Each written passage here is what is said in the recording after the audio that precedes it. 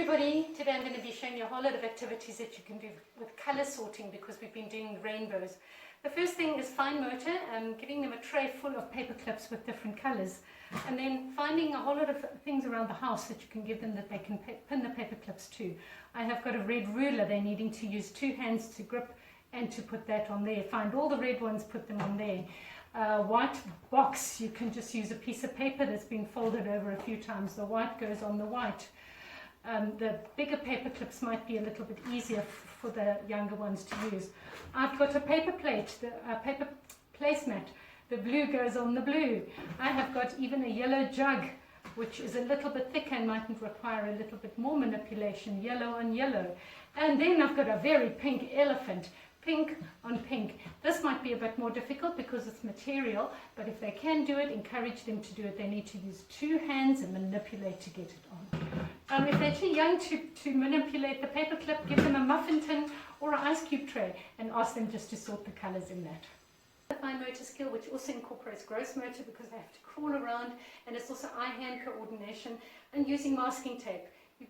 Make masking tape lines across the whole lounge or dining room if you can on the carpet, and then straight lines, shapes, zigzags, and then encourage the kids to find their toys and to line them up. A lot of the kids love lining up toys.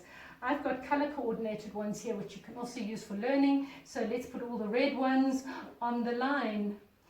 Or we can do the green boat is following the orange car. The yellow one is going to go behind the red train. So using the spatial concepts of behind, in front of, between, and colors, you can use squares.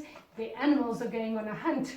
Let's see who's going to go first, who's going to be in front. Encourage them to line up.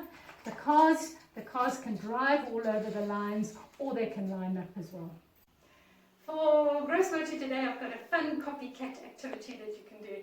You just set out a colourful course for yourself, stand in the middle of it, and do one for exactly the same for the kids.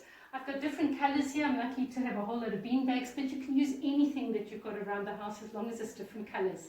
And then you start by saying, copy me, orange, red, and they're going to copy you, orange, red, and then we're going to go back, green, pink, and they've got to do that. So using all of the colours and using your body to go forward, back, side, cross, let them copy you, and then you can copy what they are going to be doing. It's a very easy activity which incorporates a whole lot of skills. Firstly, get your kids to tear up different pieces of paper. They've got to use this fine motor skill to use forward and backward tearing. Kids are not able to do it, so it's something they need to learn. They normally try and tear it this way, so you would need to help them. If they can't do it, you do it. Cut up a whole lot of pieces of paper. If you don't have paper, just use a nice colourful piece of magazine and encourage them to tear. Big, small, it doesn't really matter. Fill an entire table with it.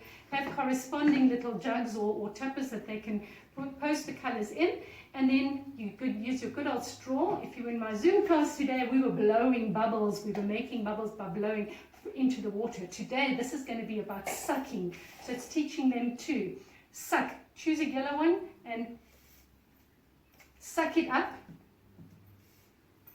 and then deposit it into the right one. It's such a fun activity. They can be busy for hours. You can make a game of it to see who can get all the blue first or who can get the most of whatever color. You've probably seen a lot of activities with bicarb and vinegar. It's one of the most fun that a kid can have. So it's just a matter of sprinkling some bicarb into a tub for them, a nice big tub, or you can use a good old muffin tray or the ice cube tray if that works better, and quite a bit of bicarb all over the tray, and then taking just plain vinegar, adding it into a water bottle, which you can dilute 1 to 1. I've also included some blue colouring in this one and yellow colouring in this one just to make it more exciting. And then give them their water bottles and let them squeeze and go ahead and experiment. And as you can see, the bicarb fizzes up. If you add a little bit of yellow, it starts to mix and it should be making green. And if you have the blue, red and yellow, it will make divine colours. When it's all finished, you just pour it out, sprinkle some more bicarb, and they can have lots more fun. For art today, I'm going to teach you how to make chalk paint. I've got a spoonful of maizena or corn flour, which I'm going to add into my little Tupperware. You can just use one colour or make a whole lot. About 2 2 spoons of water. You'll just mix it until you get to the right consistency. I'm going to add a little bit of blue, just not too much because I don't want it to start staining everything. And then I'm going to mix it until it becomes a lovely texture consistency that you can use as a paint. It shouldn't be too runny and it shouldn't be too gloopy. Once you've mixed all the colors and you've got what you want, you can give it to them to take outside and they can go and paint on the pavement. It just washes off with water afterwards, and it also even makes a lovely paint that you can use on paper as well. It's very different to a normal consistency that kids use. So it's different from painting with normal paint. You're going to enjoy. Right, mummies, you know that Sunday is Mother's Day and you're not going to get the presents that they normally make for you at school. So this year you're going to help your kids make your own present.